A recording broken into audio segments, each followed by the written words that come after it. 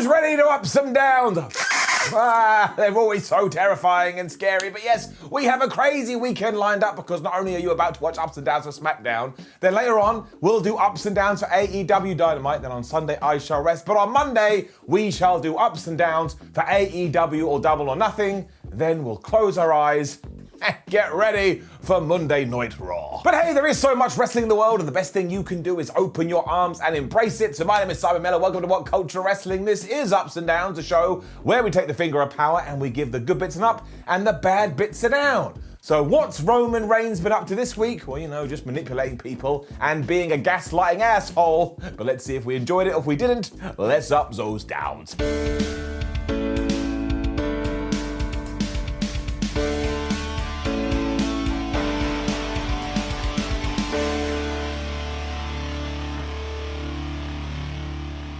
Just realised too, actually no, tomorrow we will do retro ups and downs for SummerSlam 2005, but don't worry about that, but absolutely do worry about it in around about 24 hours, but also the start of SmackDown. Man, Roman Reigns, he is such an asshole. Because honestly, the Usos are going to be killed. They were in the back here so excited because they're about to have their first match in over 365 days, where Roman just popped his head round the corner and absolutely ruined these two fools. I mean, he acted all nice at first. He's all like, oh, Jimmy Uso, good luck, my friend. But as soon as Jim had left the room, Roman just quietly muttered, because you're going to need it. And by his side, there was Jey Uso, who was basically just breaking down as a human being. He also wanted to make sure that Roman Reigns knew that he still loved him and he's still his tribal chief and he's still the head of the table. And at that point, he had just started crying. I don't know what to do with my life. I'd be like, dude, I completely understand you. You have been manipulated into the ground. This really is just a horrible, abusive relationship, though. But for some reason, it does make for some compelling television viewing. The Street Profits then came to the ring because they are going to be the Usos' opponents for the evening, and they said they love the Usos, but they're going to beat them up. And then the Usos came out and said, well, we think you're kind of all right, but we're going to beat you up. And then Jey Uso had to mention Roman Reigns and was like, oh my gosh, dude, would you let it go? But then we got into this match, and I tell you this, it was terrific. The idea was that maybe, just maybe, the Usos are going to have some ring rust because they haven't fought for a year, but that wasn't true, and of course when it comes to the Street Profits, they rarely drop the ball. We also saw Roman Reigns and Paul Heyman watching on from their locker room, and because Roman Reigns is the biggest star in the company, he's allowed to watch TV like a normal human being. He doesn't have to stare at it like this. Montez Ford and Angelo Dawkins were on top to begin with because they kind of took advantage of Jey Uso and the fact his brain is melting. Like, they were all over him, and even when he did try and make a comeback, they beat him up. And even when Jimmy Uso got in there, well, they grabbed him and they chucked him into the barricade. This gave Jey a plan, though. Well, if they just did that to us and it worked, why don't we do it to them? So they did, and finally the Usos were back in first gear. First gear, second gear, third gear. They're in the gear that meant they were in control. From here, though, the Usos just went back to being a super duper tag team, including when Montez Ford was definitely trying to tag in Angelo Dawkins, and they just grabbed him and pulled him down from the apron. So they're kind of heelish, but of course we kind of like Jey, and we're meant to like Jimmy. What good complex characters these are. You can take it any way you want. Of course, Montez eventually was able to get the hot tag to Angelo Dawkins, who ran wild. But when Montez Ford was back up and ready, he ran to the corner and he dove over the post onto everybody, and I swear, this man is not human. The height that he gets wouldn't surprise me if somebody rang WWE and said, we're from air traffic control. I think you've got something illegal going on down there, because what the hell was that? He was able to follow that up with an attempted frog splash, but again, Jey and Jimmy were just in sync here, because Jey got Jimmy out the way. Jimmy then slammed him with a super kick. 1, 2, 3, it may have been a damn year, but they just got another W in the books. And I'm just going to be completely honest with you, the Usos are terrific. We stayed with the tag team scene too, which was kind of the flavour for the entire evening, which I did enjoy, because we then zoomed to the back, and there was Robert Roode and Dolph Ziggler. They admitted that they did screw up with their plan at Backlash, but one, we may have another little one that we're going to do later, because two, we have another tag team title match. And I have no idea where that came from, but that was fun too, so I'm not going to get mad about it. And like I say, it was just a tag team bonanza, because the next thing we saw was Tamina and Natalya, the women's tag team champions, taking on the Riot Squad. Now, I do have to say that this bizarre roulette of teams in the women's tag team division does have to stop, because you just get a random couple of people coming out each week and no one ever tells you why. Here too, when it came to Liv Morgan and Ruby Riott, they didn't get an entrance and they weren't even shown beating up Tamina before the match. Michael Cole just told us about it later. That doesn't do much for their visual standing, and it does not do much for our narratives. So for that very reason, it's got to get it down. However, when it came to the match, well, I had a good time. I thought it was enjoyable enough. The right people won. Give it an up. And it was super simple too, to the point we don't have to get into much. The Riot Squad were on top for a little bit, Ruby Riot especially, but then Natalya and Tamina fought back. Tamina hit this big splash, and she got the pinfall, and then we all went home for dinner. We did continue on with this trend though, because we zoomed to the back once more, and this time the Usos went to Adam Pearce. They said, hey man, did you see what we just did? I think you should give us a tag team title match. And Adam Pearce, the general manager that can just not say no, said yes. Now that was a little bit rubbish, because apparently you can be away from the tag team scene for a year, come back, win one match, and then get yourselves a title shots. I'm a little bit biased towards Jimmy and Jey Uso, and also, this is so obviously going to tie into the Roman Reigns stuff, so you had to do it. Once this was approved though, it all hit Jey Uso like a ton of bricks, because I think he realised, wait a minute, where does this mean I stand with Roman, and is he going to kill my children later? And then he probably ran home to make sure everybody was okay. There's more randomness next, because it was Bianca Belair versus Carmella. I mean, where the hell did that come from? But up! The absolute highlight of all of this was the fact that Bayley was on commentary throughout it, and she was just being a dweeb in the best possible way. But she lost it when Michael Cole called Bianca Belair Belanca. Now, I actually thought that was quite a good name, although he did not mean to say it. But the role model just tore him apart here to the point I started laughing. It made me feel pretty warm and fuzzy in my tum-tum. They also had a pretty decent amount of time too, and you've got to hand it to Carmella. I don't know what she did when she was off TV for all that time, but ever since she has come back, her matches have been far improved. And you can't ask for more than that. There was a great part when she did this top rope crossbody, but Bianca Belair caught her, rolled through, and gave her the fallaway slam. And even though they then fought to the apron and Bianca Belair took a super kick right in the face, there was no way that Carmella was going to win this. She couldn't even keep Reginald around, so eventually she got smashed with the KOD, and she did lose. Our champion won. This was all right stuff. For some reason, Bayley decided to celebrate this by standing on the announce table and just going, laughing is good for what ails you. Like if you had a sad day and then somebody makes you chuckle, it picks you up. So maybe she was sad that Bianca had won again. And so yes, like I've just said, she perked herself up. And the amount of tag team stuff we got on this episode of SmackDown, I just want to throw a couple of thumbs up towards the WWE, because I could take more of it. Because then we were talking to the Mysterios, our father and son tag team champions, who were just like, we're so proud, we're so happy, and there's no way we're going to lose those titles later. In fact, we are going to murder Dolph Ziggler and Robert Roode.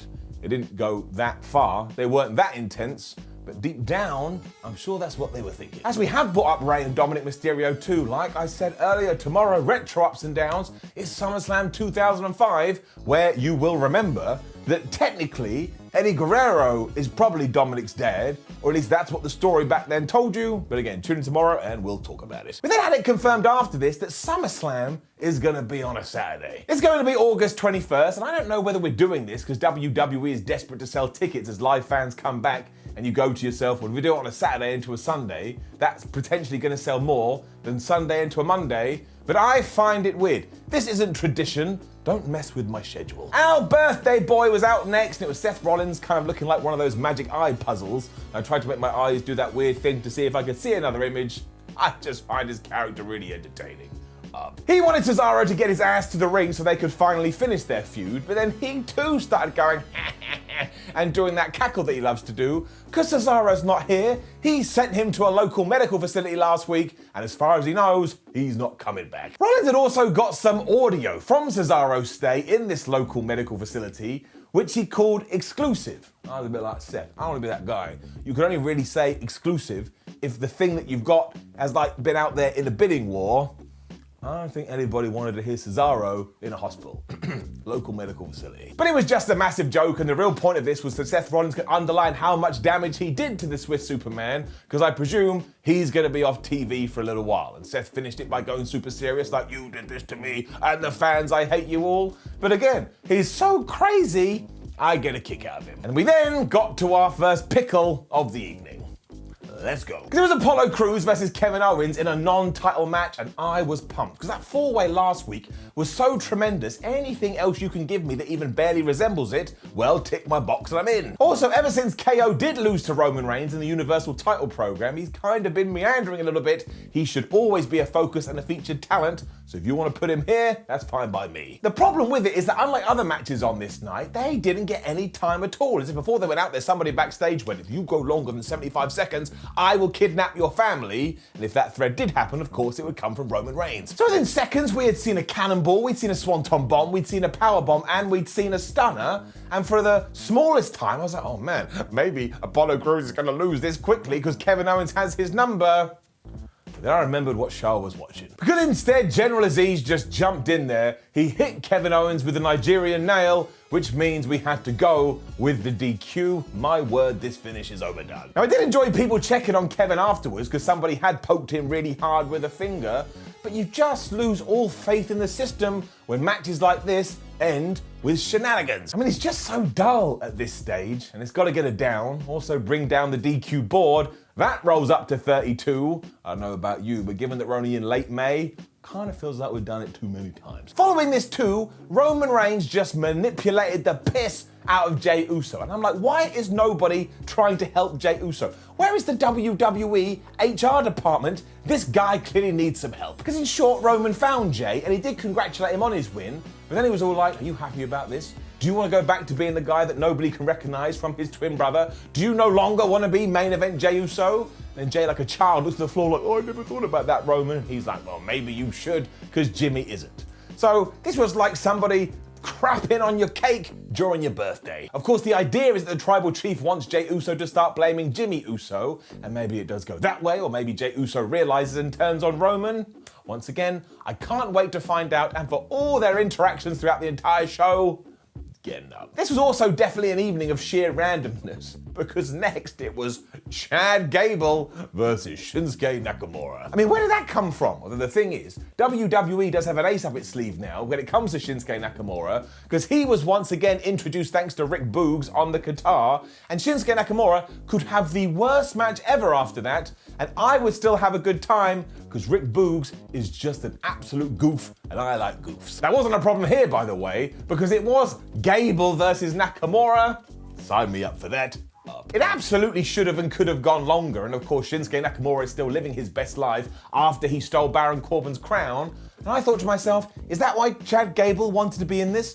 Does he want to be the king? And if that is the case, can somebody please explain to them this is not how royalty works? Owens attacked Nakamura beforehand, which allowed Chad to start working over Shinsuke's arm. And after Chad Gable had done a moonsault and landed on his feet, here came Baron Corbin, who realized, man, nobody's looking. I can get the stupid crown, put it on my head and leave. So he did. Gable then used the most devastating move in all of sports entertainment, which Shinsuke reversed. And I got the fear, because I was like, oh my gosh, if he pins him, that's going to count as a distraction. But thankfully, it didn't. Shinsuke just hit the Kinshasa, and he got the 1, 2, 3, and I was like, oh, finally, somebody used their giant maneuver and won. I could take more than that. So I can't really figure out what we're doing with Alpha Academy. And again, because this was so tag team heavy, why don't we try and push them into a match over there?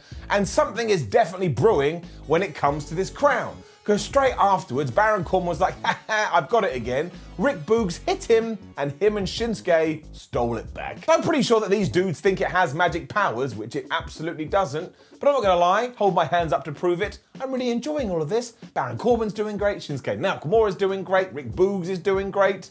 It's just a mid-card narrative that I'm now looking forward to every single week. WWE then went WWE, and please don't start infecting this stuff on SmackDown. Because almost exactly like we had done on Raw, we found Kevin Owens in the back who was selling the fact that somebody had poked him really hard with their big giant finger, when Adam Pearce was like, oh, do you want a rematch next week? And if so, we'll ban General Aziz from ringside. This is just Drew and Kofi again. And the match itself will be awesome, and the fact we'll get no shenanigans will be awesomer. But if we know that General Aziz is going to do this, why isn't the blanket rule that guy ain't allowed at ringside? I just don't like these teases and then, oh, well, you got to wait 7 days. However, I do understand. If they are given proper time, they will tear the house down. And also, I really like Kevin Owens and Apollo Crews. And talking of repeats too, Rey Mysterio was then taken out backstage. Nuts. Roode and Ziggler said they had nothing to do with this, but of course, if we go back to WrestleMania Backlash, they took out Dominik Mysterio, and that didn't work very well. So this time they're like, well, why don't we take out the father and work over his boy? I'm sure that will lead us back to the tag team titles. Dominik wasn't going to let it go down like that too, because of course back then his daddy had helped him, so now he feels like he has to repay the favor. And honestly, this story always works up. The commentary was a bit much, as they debated for ages. Well, maybe Dolph Ziggler and Robert Roode didn't attack Rey Mysterio, and if they didn't, who did? And look, sure, maybe the story does go in that direction, but this was like watching a murder mystery when the killer comes out and they were holding a sign saying, I promise I didn't do it, honest. Subtlety, people. Subtlety. Dominik did go absolutely bonkers to begin with, though, because he was just so upset what had happened to his papa. But again, this was a child taking on two adults. He got murked. We did have quite the moment, though, where Dominik did have a little bit of a comeback and he crawled to his corner only to realise that his daddy wasn't there. And I had two specific emotions about this. One, oh, heartbreaking, so sad. But also two, I was like, Dom, are you an idiot? This only happened about 10 minutes ago. How the hell did you forget so fast? Ziggler then got in and abused this kid by dragging his face across the rope. And although Dom was able to get some flurries in here and there, you're never going to be able to stop two giant men whooping your ass. And he didn't. I mean, even when he was able to go for the 619, Robert Roode just grabbed him in order to stop his momentum, and then he got hit by the famouser courtesy of Dolphy Boy. Now, he did kick out of two, but you could see the writing on the wall.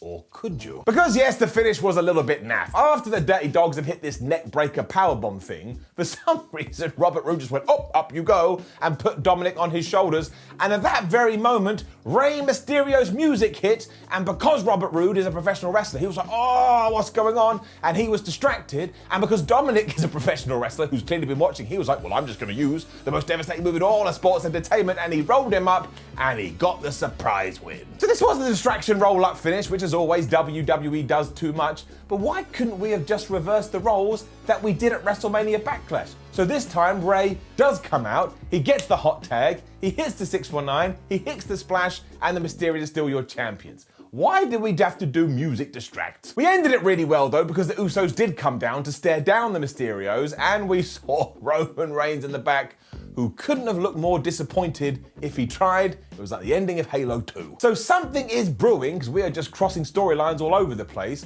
And as I always say, having any kind of championship main event a show makes it feel more important, and that is not a bad thing when it comes to the tag team belts. However, yes, distraction, bring it back. 65. Also, very sadly, we do have to throw one last final down in there, because there was no mention or reference to Aleister Black at all, apart from a little line courtesy of Michael Cole when we were looking at Apollo Crews versus Kevin Owens. I basically tuned into this show to get some kind of follow-up and to get some kind of reasoning about why Aleister Black attacked Big E, but I got nothing, and it made me really sad. And when you make me sad, I am a giant nerd, you get it down. SmackDown remains a terrific watch though, and maybe last week's episode was better than this one, but in terms of consecutively good episodes, this thing is on fire right now, which is why overall, is getting it up. Now, don't forget to leave a comment below and let us know what you thought about last night's episode of SmackDown. Like the video, share the video, and subscribe. Head over to WhatCulture.com, stay up to date with wrestling. Come say hello on social media, and click another video. You're already on the channel. I'd appreciate seeing your face again. My name is Simon from WhatCulture. I hope you enjoy this Saturday of ups and downs, and I will literally see you in a little bit.